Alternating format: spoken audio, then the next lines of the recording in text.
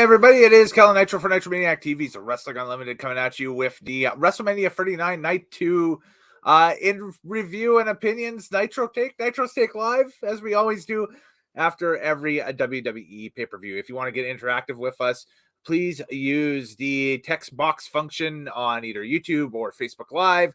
If you're watching that anywhere else, somebody is pirating the signal to you. In which case, let me know who they are so I can at least give them a high five. Because, man, that would be an honor to have happen. But we'll add in our co-host for tonight. He is a longtime buddy, close time pal, and I drag him into all the wrestling. It is Mr. TL. How are you doing, sir, after night 2 of WrestleMania? Well, I tell you what. Listen, it's very inconsiderate for the WWE to have a weekend full of WrestleMania from 5 o'clock until whenever they feel like. Yes. People got things to do and work tomorrow. So this is going to be the express version of the review. Would you, we'll get through this fairly quickly. Would you move Mania to a Friday, Saturday model then, if that's the case? No, I want it one night. So you go one night completely long, like on a Saturday night type thing? Even if it was a Sunday night, I mean, just have it at a decent time. Okay. Because, I mean, you know what? If you were to combine all the best parts of Mania over the 2 nights, you'd have one super good card. Yeah. Instead, you have 2 average cards. Yeah. Well, with a few good matches in between, but there's some lousy stuff on this card too tonight, as we'll get to. So, yes, we got to do the whole huge big opening again. It's WrestleMania in Hollywood night 2. And that's as theatrical as that's going to get on April 2nd, 2023 from the Sofi Stadium in Los Angeles. I guess we can ask you now that the event is over, what did you think of the venue, TL, how it looked like on TV? You know, it looked cold. Why did it look so cold? I think because just the weirdness of SoFi Stadium. It's technically a covered indoor building, but the 2 main walls on the north and south end of it are open, so it's kind of more like a shed than anything. I am so curious. Yeah, you're right. It is kind of like a shed. I am so curious how Philadelphia next year is going to work.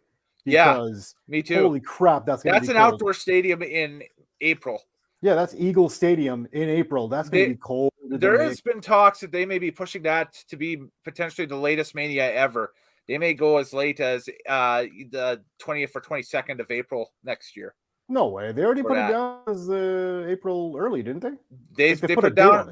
They put it down as April 2024. They had the first weekend in April listed or rumored, I guess, when they awarded it to Philly, but then they have since revoked it. So I'm not sure if that's going to change now or what the deal is. So maybe the Saudis can buy them a roof. It's not the Saudis anymore. That's another thing we can touch on tonight. Apparently it's Endeavor, UFC. Not UFC, the guys that own UFC. Mm-hmm. It is. Oh man, I just forgot the name. It was in my brain and it popped out. Yeah, the Ari something or other, who will jump in as the new Vince McMahon, but still have Vince McMahon in charge of the brand. Yeah. They just want the money. They don't give a shit. Yeah, exactly. Yeah, they're buying a turnkey company, so just roll with it, right? So. Yeah, just like UFC, they bought it and Dana White's still there. So yeah, so we'll wait and see about that. If anything breaks, obviously, while you guys are watching this, feel free to throw it in the comments, and we'll quickly discuss it. Obviously, because we have a little bit of a time crunch tonight, but let's get started anyway with the card, and then we'll see how far we go from there. So this was the full card for Sunday, as it was listed, and we had no idea about match order until about 10 minutes prior to. When this was announced as the opener of the evening, Brock Lesnar taking on the Nigerian giant Omos in a singles match that ran 4 minutes and 55 seconds with Brock Lesnar getting the pinfall over Omos. But we're going to get a potential injury angle off of this with Brock because he was definitely selling the back a couple of times during this match, and I think that's probably going to be the explanation for his next hiatus here is, almost, basically blew out Brock's back during this match. Yeah, gross. I know, right? I was trying to figure out how to phrase that, and it just didn't come out right. I So was just morbidly obese. Listen, so this is typical Brock, where it's like, give me on first and get me out of here first. So Yep. you just take my money and run. Him and Omos did an okay giant match. Mhm. Actually, felt longer than 4 minutes. Almost had most of the upper hand until Brock hit a F5, and then that's the end of that. He's selling his back, but looks like Omos will continue to be the feature on Raw, with MVP being like, "Look what he did to Brock Lesnar. He ain't coming back." Blah blah blah. Right. Who gives a shit? Next. Right. Probably until summer or something like that. And maybe we get a matchup with, members of the Hurt Business versus Brock or something, for SummerSlam on the undercard. Who knows? Who cares? Woo, Undertaker! Below to you is the Undertaker. It is the full results from tonight's night 2, just scrolling across for your convenience. So if you missed anything, look at the ticker. That's it. Moving on to the next contest here. During the contest, it was the WrestleMania Women's Showcase. Okay, go. Didn't we first get America the Beautiful again by a different singer? Yes, it was. It was a different singer tonight. It was Jimmy Allen that did it. He did pretty well. Yeah, and then they started with The Miz and Snoop Dogg opening the show. Yeah, like they did last night, but just kind of, recapping last night and putting over the differences between Miz and Snoop Dogg for us. So almost said Soup Dogg, but it's Snoop Dogg. Terrible. And then Snoop Dogg would be different. yeah. Now we're all caught up. Yep. And we go on to this women's match. We go on to the women's showcase. Yes. Much like the men who wanted to get a paycheck, the women also want to get a paycheck as well, a Mania payday. So we had Liv Morgan and Raquel Rodriguez taking on Natalya and Shotzi, taking on Sonya Deville and Chelsea Green, taking on Ronda Rousey and Shayna Baszler. And it was Rousey and Baszler coming out on top in is that an 8? Yes, it is. 8 minutes and 25 seconds. I'm sorry, my other monitor is like way on the other end of the room, so I had to squint to see that. 8 minutes and 25 seconds. The only thing I'll say about that one is the ending was weird because I think Shayna hurt her ankle and came back literally hobbling into the ring for the finish, in which she had to pass over to Ronda to do. And Ronda got the win with the armbar, right? Yes, you did. Yeah. So that's it. That's the only noteworthy thing I got out of this is we might have had our first injury of the night there with Shayna Baszler. If they miss time, I'm not sure what effect that gives SmackDown, honestly, because you can put Ronda out there as a singles star anyway at this point and draw as a heel a little bit, but yada. Listen, this was a pointless match. There was nothing on the line. It was completely useless. It was very filler. Nothing spectacular really happens. Shotzi messes up another spot, and you just go, ugh. UFC, I think I texted you when it happened. And I went, yeah. UFC 2-0 so far to start tonight as well. Former UFC fighters. Yeah, and this night is 0-2 because it feels like it's not getting off the ground, and we're 2 matches in. There's a problem there. There's a problem there. Big problem. But the next contest, I think, in my opinion, kind of straightened things out a little bit. So we'll have a little back and forth here if you disagree or agree or whatever. It was the Intercontinental title triple threat with Gunther, the champion, Drew McIntyre, and Sheamus. And this contest went 16 minutes and 40 seconds with Gunther defeating Sheamus and Drew McIntyre via pinfall. To me, it was a banger. That's his gimmick, is banger with Sheamus. But I enjoyed this match. This was good with the 3 of them. The ending was kind of out of nowhere with the brogue onto Sheamus, and then Gunther coming in with the double power bombs and getting the pinfall to retain. I think Gunther might be a guy that might be in a main event spot at next year's Mania. I'm just looking at that right now, and I think that, if he's not the Rumble winner next year, I think he's probably going for, maybe one of the 2 championships in a triple threat or in a fatal 4-way or something like that. But yeah, watch his name, I guess, going forward. Go ahead, TL. The year is long. You have a Yes. long time to mess things up Mhm. and to go off kilter. And you never know if they might Del Rio him or Keith Lee, the guy. You never know. You never know. Yeah. It's WWE. Mhm. That being said, for me, this is the second best match of the entire night. In terms of a pure fight with limited fuckery, it was my favorite. Mhm. Just a hard-hitting, tough match. Like, this is good wrestling right here. All 3 of them in the ring. It actually worked as a triple threat to have all 3 of those beasts just there to throw down for the IC title. Yeah. To have it mean that much. This was, of the 2 nights, I mean, this goes into the top 3, well, top 5 to top 3 matches of the 2 nights. Hands down. This would include, one of the matches that you would take to build your one-night WrestleMania card out of this. Yeah, and if you're ever going to recommend this to anybody, be like, yo, maybe watch this one. This is probably the match you should watch. I think you could probably recommend this one over the Clash at the Castle match between Sheamus and Gunther, as good as that one was last year to this year. And we've seen before, Gunther, Walter, whatever. He has good matches, bottom line. As since coming to WWE. But so does Drew and so does Sheamus. That's actually too. Very underrated. Yep. Yeah, they're the free workhorsemen right now. And that's the workhorse title. So rematch possibly. I'm game for that for Backlash. If they want for Backlash, I'd be up for that. Yeah. Let's run it back. Anytime that they run it, it's money. Yep. Yeah. Let's run it back. Let's do the rewind on that one. And maybe Sheamus scores the victory at Backlash for the Intercontinental title or something like that. We'll see. But that was good. That was very entertaining and very enjoyable. So, yep. Next contest. Let's go to the Raw Women's Championship. We had Bianca Belair versus Asuka for the Raw Women's Championship. The runtime on this. Yes. Did the Miz segment happen before or after this? After this, because I have a full rundown of everything in front of me right here via the good folks at Wikipedia. So they have it listed after this. So. Nice. Yeah. All I'll say in this one is it was not as good as Charlotte versus Rhea. It was a weaker one. It's still a good match. Mm-hmm. They pulled it off well enough, but in comparison, it doesn't live up to the previous night's women's title match. Right. Okay, interesting.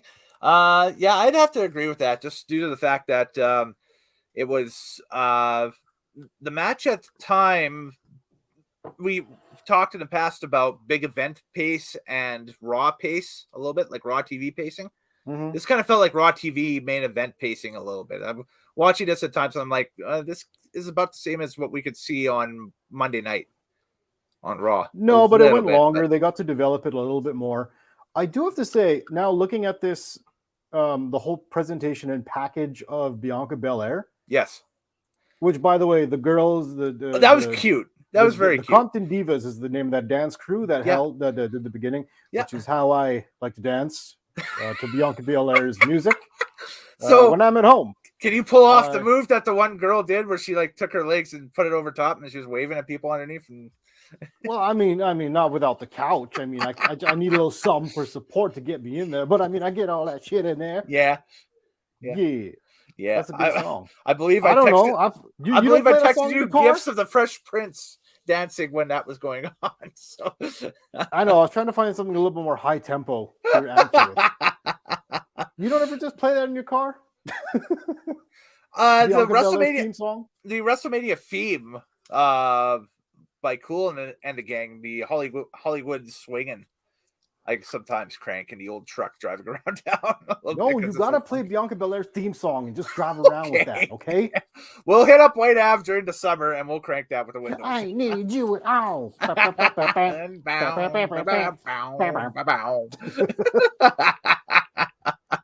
But what I was trying to say was, she's actually the new template, she takes now the template of the John Cena character. Okay. I didn't really realize that until now. I'm like, oh, okay, she's always smiley, she's always happy, she's always on the up and up, she's always the strong one, she's there for the kids. I'm like, oh, okay. Well, Tez as well. I mean, like the Street Profits kind of do that, but they're more no, not at all. They are people who hold up cups of lean and promote that to the audience. No, yes, she's actually the new Cena. Okay. Well, keep an eye out for her. She actually is. She really is the new Cena. Okay. Yeah, I'll take your word for it for sure. The new John Cena is. She is more than anybody else on the roster right now. She's the new Cena. Yeah. I'd throw a graphic up for this next bit, but this is when it kind of gets a little tomfoolery-esque happening. Snoop Dogg. This is how this is listed on Wikipedia, so we have to explain here. Snoop Dogg, in parentheses, with Shane McMahon, defeated The Miz by a pinfall in 2 minutes and 20 seconds. Can I explain this? Sure. Please do. So this is a segment where The Miz and Snoop Dogg announced the fake attendance of just over 81,000. Right. So they had a total for the 2 nights of over 160,000. Yes. Which not bad. That's great. That's awesome. For 2 nights. I mean, WWE just cleaned up. The Yes. gate on that one is amazing. That's why they do 2 nights, guys. Yeah, that is why they do 2 nights. That's why they do 2 nights. It's inconsiderate, but that's why they do it. Yeah. Now, The Miz starts to have he has some umbrage with the way that Snoop kind of goaded Miz into having into a match with Pat McAfee the previous night and saying, "You jumped me into a match while I was wearing a $10,000 suit and I was not ready." And Snoop Dogg's like, "Oh, I'm sorry, cuz. Did you want to do it again?" No, I don't want to do it again. No. And then all of a sudden, Shane McMahon comes out. Here comes the money, and Big then pop. he dances his ass to the ring, and then kind of blew himself up a little bit. That's a long ramp to dance down to the ring. It's a long ramp. It's a football field. Like, oh my god, how much longer? But then they gave him a mic, and he said, "Oh god, thank you guys. Okay, that's enough." And then Snoop Dogg's like, "All right, Miz. Well, here you go. Take 2." And Miz is like, "No, what the hell is this?" And then Shane McMahon throws him off the ropes. He goes below for the under the bridge, and then he jumps up the leapfrog. But then on the landing, he blew his knee out immediately, rolled to the ground, and could not get back up. Yeah. And so Miz had to just kind of like fight off into the corner and be like, come on, Shane, come on. And Snoop Dogg gets back in the ring and is like, "Damn, cuz, that's how you gonna be to my guest? That's what you're gonna do to my guest, cuz?" Yeah. And then he knocked him out with a good right hand. A couple of them anyways. Some funny looking right hands. And then Snoop, while the Miz is starfished out on the ground in the mat. Yep. Snoop Dogg did his version of the people's elbow. That's right. He took off the glasses. He threw it into the crowd. He did this cross. The crisscross. And he ran like a pimp, like this, over to the ropes and went off the ropes. With the lean. He went back and did, I'll call it the dog pound elbow. The dog pound elbow. And for the 1, 2, 3, the referee counted it, and Snoop Dogg beat The Miz at WrestleMania Night 2. It was a improvised spot completely made up by Snoop Dogg because Shane McMahon wasn't supposed to blow his knee out. It was supposed to be a good moment for him to take out The Miz. Yeah. And he blew the spot and blew his knee. And Snoop Dogg completely improvised what happened. Which and kudos. Props to him. Yeah. Yeah. He saved that whole moment. He did. Yeah. And then he went in at the end of the deal, went in behind Graves and Michael Cole and handed off his stuff to some friends in the audience or something like that. Because I can kind of see that guy sneak in, but whatever. Yeah, unfortunate dealings, but luckily they had a professional. Well, they had an entertainment professional behind him. He is an entertainment professional. Yes, and he knows how to think on his feet. So, kudos to it. Yeah, the lean into the ropes is going to go viral. That's going to be like one of them GIF moments for many years. Where he's just like, He leaned on those ropes like he was like leaning in the car, just. I was expecting Missy Elliott's "Pop It Like It's Hot" all of a sudden to start blaring over top of that Snoop Dogg song. Yeah. Oh, okay. "Drop It Like It's Hot" is Snoop Dogg song. Okay. It's not Missy Elliott. Yes. All right. How dare you, good sir? But Missy Elliott's on it, right? No, she's not. Oh, I got confused then. Sorry, my bad. No, "Drop It Like It's Hot" is Pharrell. Okay. Yeah, Pharrell and Snoop Dogg. That being said, it was kind of cool hearing "Nothing But a G Thing" every time the Snoop Dogg appeared. It was like, hey, he actually got like his own theme song. It's his own music, event. yeah. and this fit in LA, and the crowd dug it every single time they played it. I wonder what like, his I wonder what his cousin FKA your wifey thought of the entire deal. If she was watching, my wifey would have been proud. She would have supported it. She would have loved every second of it. Yeah. And West Side, that's all I gotta say. Love you, wifey. Yeah. I know better than to take a swig when you're doing that. So there we go. The Dr. Pepper is in the corner for after the show. Don't talk shit about wifey. No, I just almost had Dr. Pepper come out of my nose. I was like, oh, that's not good.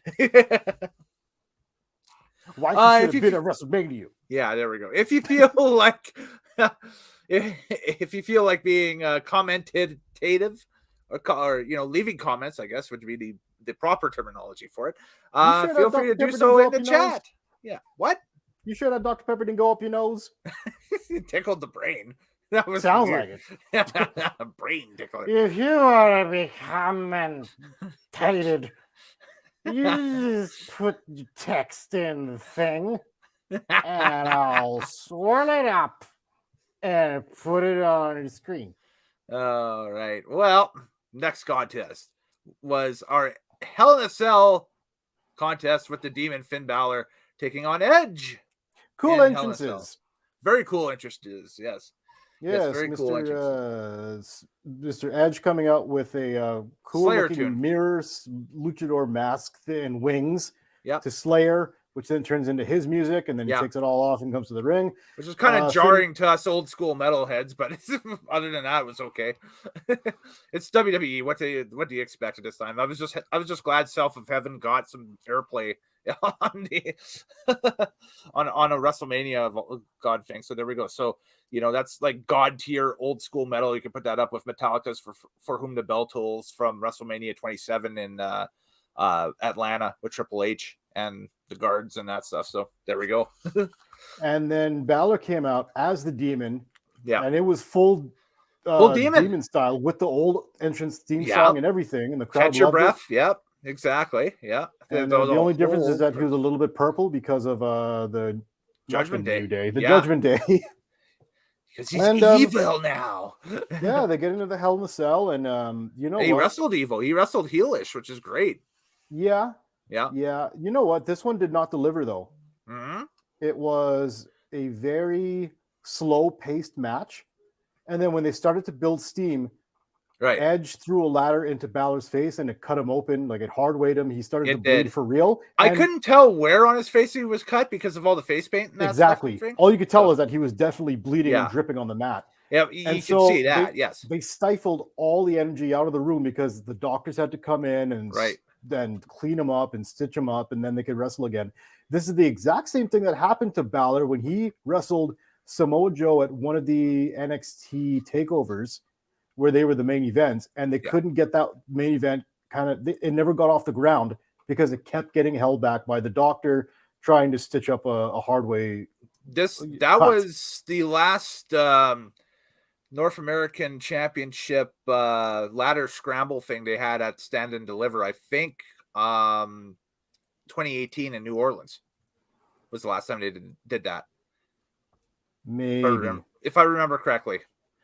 Because because EC3 was in that match. That's if I remember correctly. I think it was EC3 and Adam Cole were two of the guys that got involved in it. And I can't remember who got bashed open in that, but it wasn't either of those two. But I remember EC3 and Adam Cole trying to stall, and the cameras was on them and that stuff. And then they, eventually had to pause the match to get whoever. But I'm saying out. That literally happened as well at a takeover between Samoa Joe and Finn Balor. It did, yeah. That's the one I was referring to. And, okay. Yeah, there we go. And so same thing kind of happens here with Edge and Finn Balor. Mm-hmm. And it really drew all the energy out of the match when that happened. Yeah. They eventually did get to the finish, which was pretty cool. Mm-hmm. Overall, though, I'd say like that match is like a 6 out of 10. It didn't quite deliver the way it should have. Yeah. Maybe some of it was because of the doctor interference, which they do now when you bleed in wrestling. I don't know. It just didn't get there. Okay. Yeah. No, I agree. say that. It had a good enough start, and the finish was ballistic. Like at the end, they just like we had Balor jumping off the side of the cage, not like in any corner of it, like the camera platform on the side of the cell, doing the coup de grace through a table himself because Edge had rolled out of the way, and I was like, wow, that's. I was like everybody out in the crowd, like, oh my god, that's insane. But yeah, it was just that bit in the middle, that saggy bit in the middle that kind of killed it. But Yeah, that's still fun, still a good match to watch. I think that's the word. It wasn't fun for me. Okay, the fun got sucked out because of that intrusion in the middle that messed up the whole flow of the match. Fair enough. Okay, yeah. There we go. Entitled to that, and that's what I kind of have next. Yes. I kind of feel the same too, so whatever. So there we go. That's the Hell in a Cell match. Runtime for that one was 18 minutes and 10 seconds, and then it was Stallamania right after. Oh my god! I think we stalled for about 25 to 30 minutes while they prepared the main event. I guess I don't know. What Maybe they have to calm the crowd down or just settle them down before they started the main event. But that was like, you're right. That was 20 minutes of filler of packaging after video after video. I had time to do dishes and come back, and the match still hadn't started yet. I know, you're texting me. It's like, what's going on? I was like, nothing. We're just in a commercial. They replayed Seth Rollins' entire entrance from the night before. From the night before. They brought out the Hall of Famers. The Hall of Famers got their, the public acknowledgement, which happens at every WrestleMania, which is cool. So yeah, nothing special happened. No, of course not. Why would there be special in a delay at WrestleMania? Of course not. I don't know.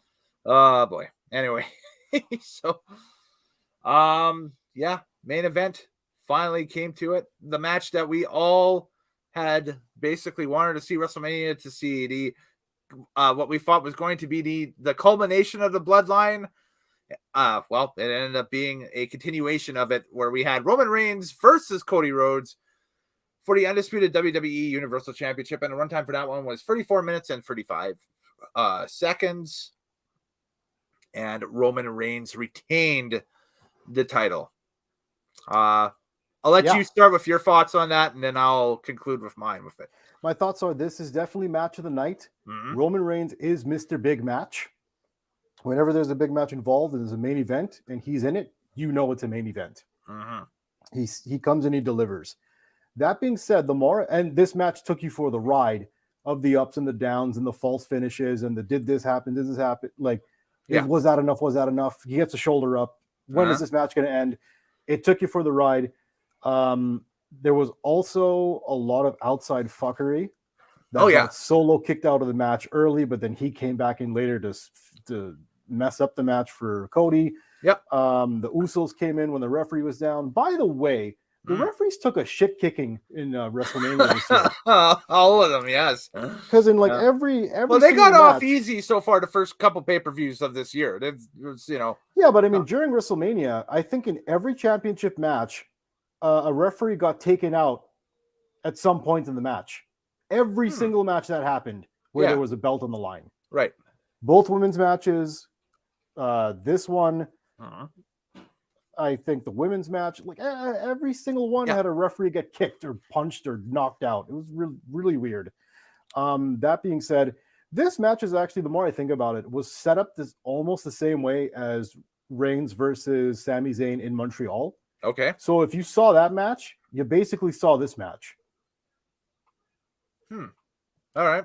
It had the same kind of formula and same kind of fuckery that allows, spoiler alert, Roman Reigns to win the match in the end with all of his outside bloodline fuckery. Yeah, exactly. I have the exact sequence written down here.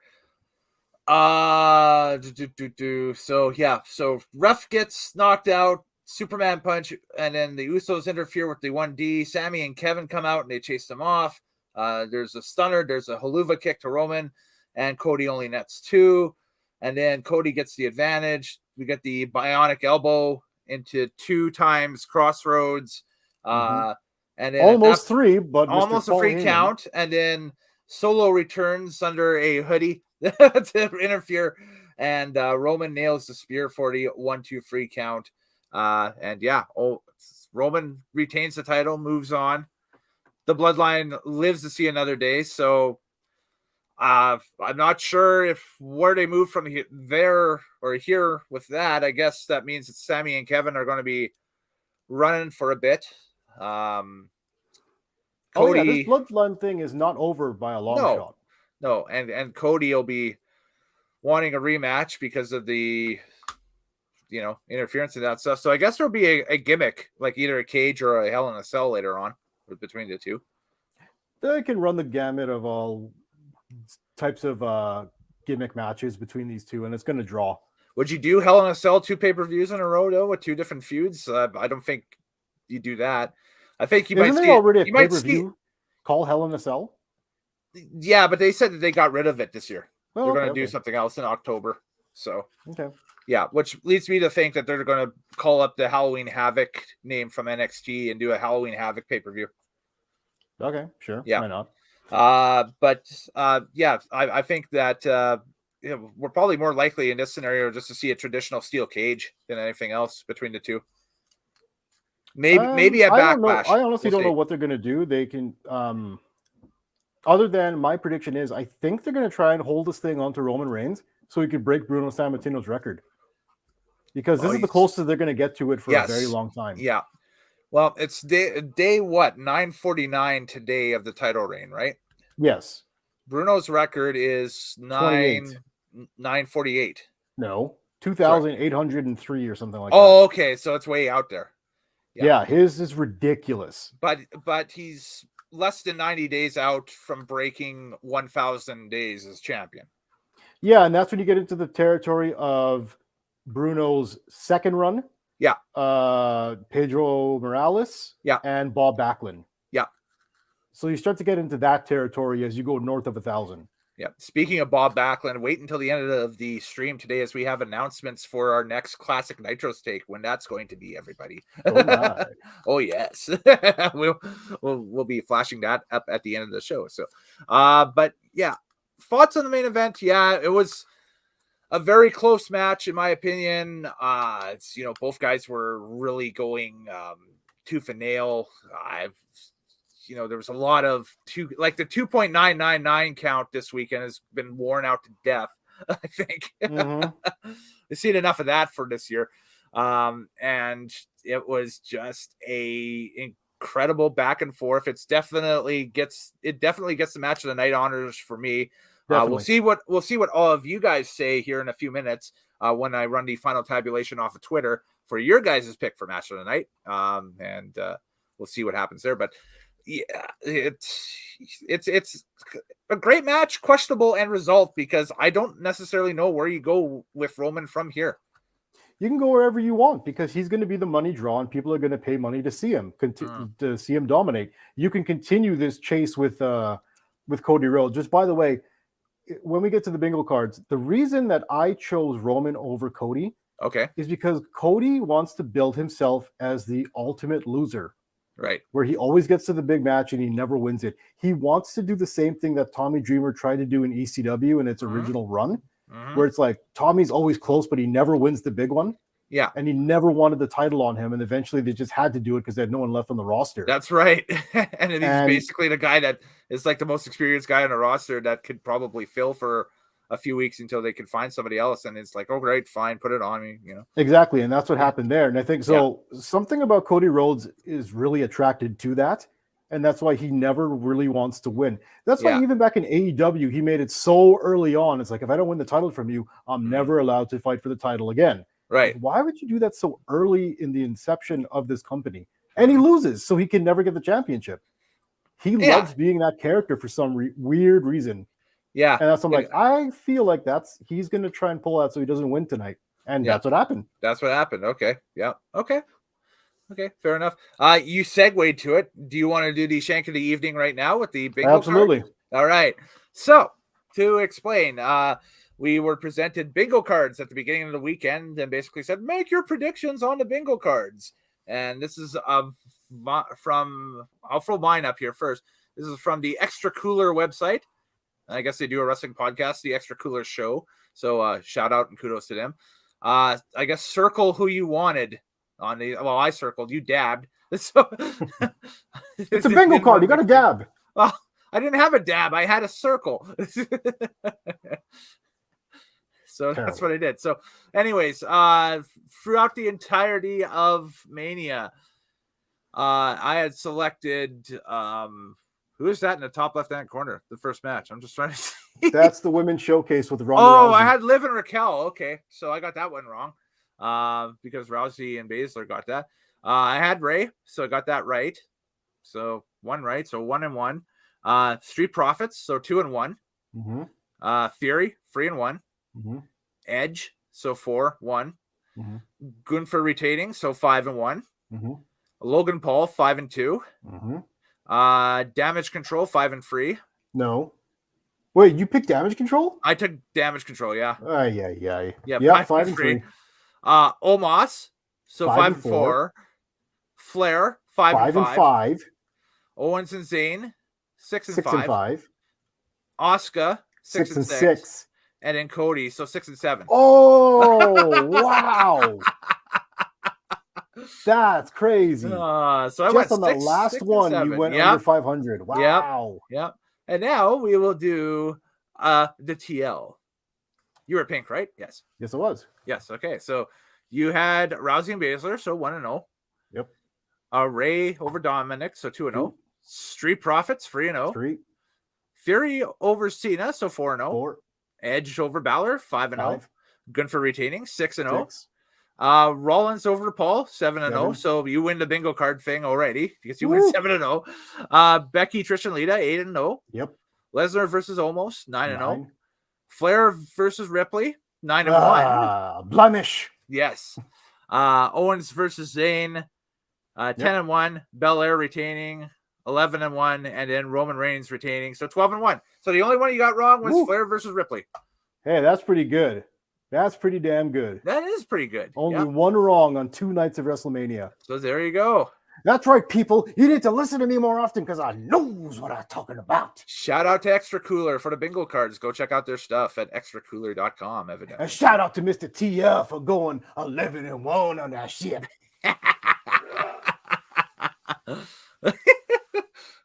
Mr. TL. That's all of the taunts at once here. That was an RVD into a Rey Mysterio, baby. He is mashing L1 right now. Everybody. I am mashing L1. I'm twirling the stick. I'm leaving it out there and letting it swizzle. So, before we give our final scores for the weekend and that stuff, we got to check out our pick for match of the night. And to reflect back to yesterday, while I get the match of the night stuff, this is what it was yesterday, with 50% of you on Twitter following me at Kellen Nitro, saying that Charlotte and Ray was the match of the night. 50%. Yes. Not bad. Not bad at all. So tonight, what happened? Well, let me do the old copy and paste off my Twitter, and I will get to it. The anticipation is killing me. Was there anything that you were looking forward to this weekend that occurred? Like in Mania or like in personal? Yeah. Oh, Mania. Mania, yes. I was looking forward to the Cody and Reigns match. Okay. And I was satisfied. Mm-hmm. That's about it. That's about it, eh? What were you looking forward to? Well, yeah, Cody and Reigns, of course. The Hell in a Cell piqued my interest too, just because of the Judgment Day thing and just didn't deliver, did it? No, it didn't. Just it kind of fell flat, like in the middle, like you said, with that pause. Mm-hmm. The botch of the year, unfortunately, is going to be Shane blowing his knee out. Oh man, just returning. I feel so bad for Shane, but I am so proud of Snoop Dogg for recovering that segment. Holy shit! What did we say yesterday about celebs coming in and knowing their stuff now? Now it's the next level of celebs. Yeah, that come in and they're not like, it's wrestling. Ugh. It's wrestling. Yes, I know this stuff. I can do this. I'm kind of racking my brain right now, trying to think of the last time a celebrity came in that like flopped when it came to a big situation. Yeah, it's been a while. Yeah. I'm trying to think exactly. I mean, let's exclude the when Raw had different guest hosts. Let's exclude that because that was just stupid. Yeah. I meant like at a Mania. Good point. I don't know, man. That's I'm trying to think exactly what kind of fell on their face. Was it Akibono having his little pee out? Maybe, yeah. Maybe we have to go back that far. Maybe. That was such an awkward moment because the celebs last year were like next level because you had McAfee, you had Johnny Knoxville come in and know their stuff and actually plan matches and do stuff. Year before that, you had Bad Bunny who took the time to learn and figured it out. He impressed everybody to the point that this thing in Puerto Rico is going to be hype. Yeah, because he's going to be involved in a match, we think, with Dominic Mysterio. So we'll see what happens tomorrow night, Raw After Mania. Anything can happen at the Raw After Mania. So, did you get the thing up? Yes, I did. Are you ready? Show it. Okay. So here we go. So this is night 2. So everybody's taking Cody and Roman with 68.4% of the votes. Thank you everybody for voting over on @Kella Nitro. You can do that after every pay-per-view. I'll throw the poll up and you guys just vote. That's right. The power of democracy. Democracy doesn't work. No, well, until Elon takes that option away from us, and then I'll have to try and come up with something else. I'm not sure. Oh, that'd be sad. Yeah, maybe I'll get people to mail in their ballots. So, all right. Come on now, we got work tomorrow. Yes, we got to rank this out of 10, and then I got to show plugs and stuff, and then that's it. We're done. So we're going to do this, and I'll start off tonight with the out of 10, since you have been kind to guest. My score out of 10 is the exact same score I gave it last night. It's 6.5 out of 10. Okay, so this is 6.5 WrestleMania for you. Yes, so my average is 6.5 out of the 2 nights. So, the title match, I thought the match itself delivered. I thought the result is a little iffy. The Hell in a Cell was big excitement, big hype for it, and a little fizzle. So that's that. Yeah, there was nothing really that matched the intensity last night of like the Ray and Dominic match or the even the chicanery of the Seth Logan Paul thing. Yeah, where just was an enjoyable, laughable thing at times where you can just sit back and laugh at spots. This one was, I think that had Shane and Miz gone off the way it should have, maybe that would have been the laughable moment. Maybe it was some jokery and that stuff, and Shane hitting coast to coast, and that's it. But obviously that didn't happen. But kudos to Snoop Dogg for coming in and making it, at least semi-watchable and very funny too at the same time. So as they were getting Shane out of the ring. Yeah, 6.5 out of 10. I really don't have too much else to say out of this one, other than it happened, and I would say night 1 maybe was a little bit better than night 2. Yeah, on my side of things, tonight was a 7 out of 10, a flat 7.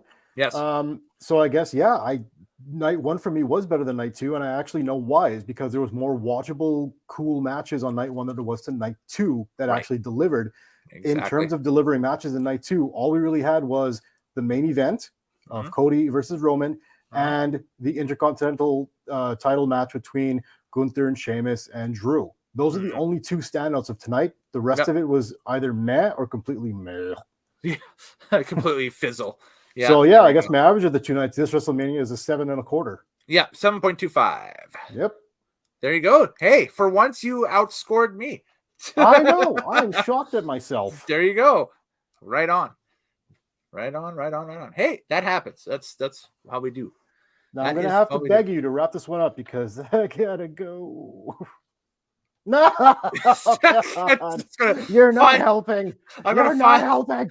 Wrap this up. I'm just going to find use for that slide for the rest of the game. So we will be back with you 1 week from Saturday. Well, 1 week from yesterday. So less than a week, I guess, with a classic Nitrostake. Yes, we will be reviewing the 1994 Survivor Series as picked by our buddy, Mr. Craig Frazier. He'll be rejoining us on Saturday, April 8th at 7 p.m. Mountain to review the 1994 Survivor Series. It'd be great. which I've already started grabbing graphics for, and we're going to have a hell of a time with this one. I think it will be a lot of fun. Looking forward to it. Yes, for sure. Social medias, where can they find you? On at TMLOUTAN on Twitter. I want the smoke, and actually right now I really need to go. Would you please give the rap? At Kellen Nitro, and we will see you next time here on Nitromaniac TV's Wrestling Unlimited. The Undertaker will rest in peace, and you can rest in pee. I'm dying. So we'll let him go. How about that? All right, folks. We'll catch you next time here on Nitromaniac TV's Wrestling Unlimited. Do take care. Thanks again for sticking with me through another Mania weekend for sure. And who knows, more content may be coming. So, folks, thank you again for checking things out. Whether you're listening to us through SoundCloud or on the television screens through YouTube, it's all good. So see you next time here on Nitromaniac TV's Wrestling Unlimited.